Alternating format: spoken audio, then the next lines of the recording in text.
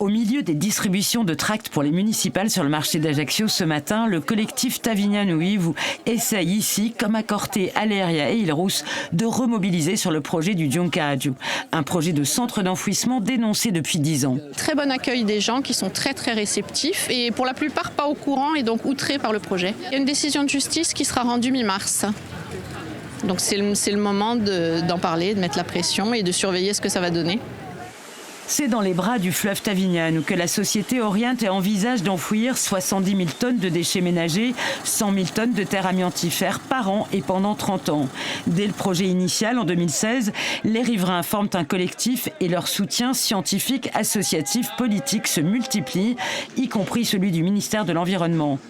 Le conseil exécutif émet un avis défavorable, mais devant les tribunaux, la société orientée gagne en 2019 et en 2021. La bataille des recours est encore active. Au TA, vendredi prochain, les porteurs de projets s'opposeront au préfet qui a refusé en 2023 une demande de dérogation à la destruction d'espèces protégées. Le collectif soutient l'action du préfet. Qu'est-ce qu'on fait là-dessus ? Le préfet a refusé la dérogation espèces protégées pour leur projet.